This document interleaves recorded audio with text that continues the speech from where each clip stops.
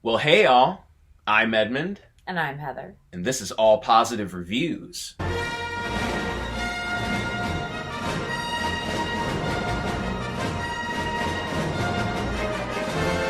So, Rise of Skywalker has been released. The whole Star Wars Skywalker saga is at an end. So we're going to do all the Star Wars movies. All of them, all 11. Yes, and not starting with New Hope. We'll come to that one later. Yes, we're going to actually go in chronological order. Yes, with the Phantom Menace.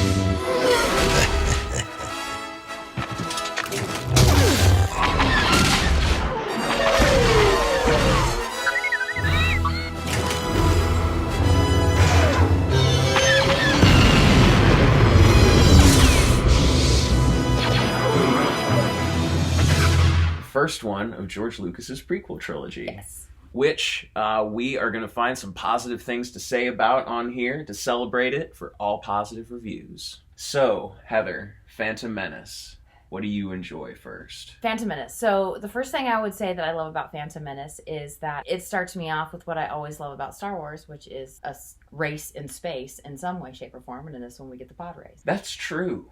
That's and true. I love that. I mean, it's not our very first thing, but it's right in there. And I think little Anakin, baby Anakin, does a great job. Yes. Jake Lloyd? Lloyd, yes. Yeah. That pod race definitely is fantastic. Like, Yeah. It's one that, it's the sequence of the movie for me that has, like, really held up from a visual standpoint. Yeah. Because it's 1999 CG. Right. But you're still invested in this. It's still, like, an intense race. And it's where George Lucas gets to have a lot of fun because he creates all these different alien species with all these different pod races. But it's a great sequence in the middle of the movie, harkening back to his American Graffiti drag racing days. Yes. Yeah, I like that part a lot. Yeah. I also, one consistent thing throughout all of them, Ewan McGregor Oh, of course. as Obi-Wan does a fantastic job capturing that young Alec Guinness, especially in this one since he's at his youngest and his most kind of like petulant. Yeah. He is such a snob and it's hilarious. Oh, yes. He doesn't even leave the ship in Tatooine. No, he's just like, no, that's all right. I'm just going to stay on the ship and, be a brat. That's what I am, which is fine. Yep. He I have gets no problem with that. Oh, yeah, not at all. Not at all. Especially when his master is Liam Neeson. Yeah, I love Liam Neeson. I love him in everything, but I mean, I also love him in this. Yep. You know what's my favorite thing about his character, Qui-Gon Jinn? Yes. The way you describe Alec Guinness in the original talking about the Force. Yeah. I love watching Qui-Gon talk about the Force and Yes. also do dealings as a Jedi because he's very instinctual and like he's stoic, but he's passionate at the same time. He feels through things. Yeah. He's not a planner, but he kind of goes with the flow of things in a way that makes me feel like a Jedi would. Someone who believes in the Force. Yeah. Kind of just goes with the current of it. You're a Jedi Knight, aren't you? What makes you think that? I saw your laser sword. Only Jedis carry that kind of weapon. Perhaps I killed a Jedi and took it from him. I don't think so. No one can kill a Jedi. I wish that was so. You know, that's why he sees something in Anakin and wants to kidnap him along to become why a not? Jedi. I understand that. It makes sense. He does great in this. I love the fight scenes in this. It's neat because even though I love all the fight scenes in the original trilogy and all of that, it's neat to be able to get to see crazier stuff, Yes. They really go all out with the choreography, but especially the final lightsaber sequence with Darth Maul. Right. Who is he gets a lot more development in future Star Wars things, but he is a very menacing, very fun baddie for them to fight. And his dual lightsabers were what I wanted for Christmas that year. Yeah, of course. John Williams. Oh, well, yeah. I mean, it goes without saying that all the Star Wars movies have the best score ever, and John Williams is, of course, amazing. Yep.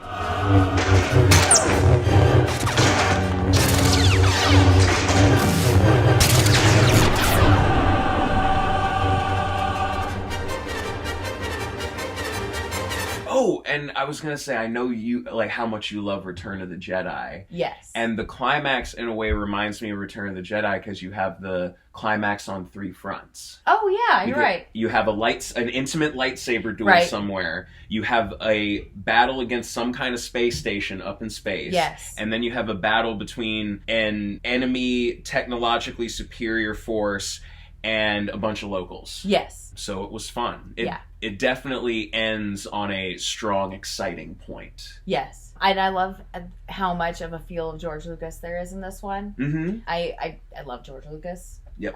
So it's neat to see his vision out there. You know, this was definitely him. Yes. So I really love the fact that you get to see what he really, really wanted to do. And you get to see what he was really interested in. Yeah. Because he really cared about this fractured eventual friendship between Obi-Wan and Anakin, and setting those stones in place through Liam Neeson, right? Who, when he's gone, that's their common bond. Yes. Of like, we didn't know each other, but we can connect through this person. Right. How did you feel about Padme? I love Padme. I love her. In this one, she has so much to do. Mm-hmm. And she's such a great character. I mean, what's her name in real life? Natalie Portman. Natalie Portman. I love Natalie Portman. Mm-hmm. I love her in all. She's in so many of my favorite franchises as well. So she's a great actress. And I love her character in this one and how kind she is. Yes. But she's also very strong. Mm-hmm. And I like the fact that, you know, she's like the youngest queen. And you know what I mean? Yes. She does a great job in this. She gets to start out like Return of the Jedi Leia, because she is the kind of a general and she's doing all this espionage stuff while also being the head of a planet's political system. Yeah. Another person in that political system is a young Senator Palpatine, which Ian McDiarmid is kind of the shining star of all of them. Yeah, he stretches across all the Star Wars. And I love just how much fun he has being sinister and lying through his teeth. Yeah, it's fun to watch in this one. It's fun to watch in every single one with him. He is probably my favorite overall baddie in something like this. Mm-hmm. You know, because he's just with all of them, it's just always been him in Star Wars. You know what I mean? Which is just so fun. Now they will elect a new chancellor. A strong chancellor. It's really fun to see how they set up the seeds for his rise to power. Yeah. That's probably, for me, the most consistent kind of thematic thing through the prequel trilogy, and I love the first steps that they do here. Yeah. Especially really enforcing that there is a level of trust between him and Padme. Yeah. Now. For the moment. Yeah. Yeah, it's an exciting entryway into it. Well, we talked about it visually. You mentioned the action sequences. Yes. I can say one thing, is there's a heavy batch of droids in this movie. Like, we get to see R2-D2 do a lot of great stuff. Yes. We get to see the birth of C-3PO. Yes. Oh, I love that. Yeah. And it's a tiny thing, but I love the design and the different droids that the Trade Federation uses, because I love the normal foot soldiers because they're hilarious. Yeah, and stupid? Yes. Yeah. Uh-oh. And that makes them hilarious. Right. But also the one that stuck with me always is the droidicas, which are the ones that spin around, have shields, and shoot turrets. Because I remember even as a kid, that made me go, oh shit, I don't know how you can block all of that run. And they did. So, no, but I like those designs quite a bit. Oh, and this was the last time we saw Puppet Yoda. Oh, that's right. He doesn't appear again for a while. No, and if you go on Disney Plus, they replaced him with the CG one in the remastered one up there. Okay. But yeah, you get Puppet Yoda alongside Nick Fury. Yes. Oh, Nick Fury, and he's so great but I mean, he's always great. He's Samuel L. Jackson. He can't go wrong. Yeah, Mace Windu has more to do in the other ones, but he is a welcome presence here. Yes. As is just, seeing the beginnings of the Jedi, seeing how, some places are way different, like Coruscant is kind of well put together, and some places like Tatooine are exactly the same. Yes. They're still shitty.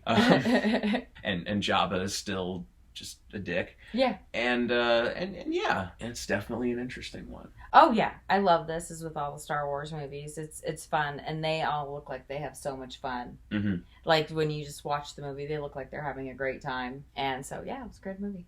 That was the Phantom Menace, but next time there will be an attack. Yes. of clones for episode 2, Attack of the Clones. It's going to be fun. But if you are hankering for more all positive reviews and you just can't wait until that next one, you can check out down below. We have all of our bucket list movies. We have some Marvel and Star Trek and Game of Thrones, as well as anything that you request of us in the comments down below. And not just movies and TV. We'll do books, we'll do video games, we'll do just about anything. And until next time, and until the next video, please make sure to like, comment, and subscribe down below. Thank you so much for watching with us. Stay positive and have a great night.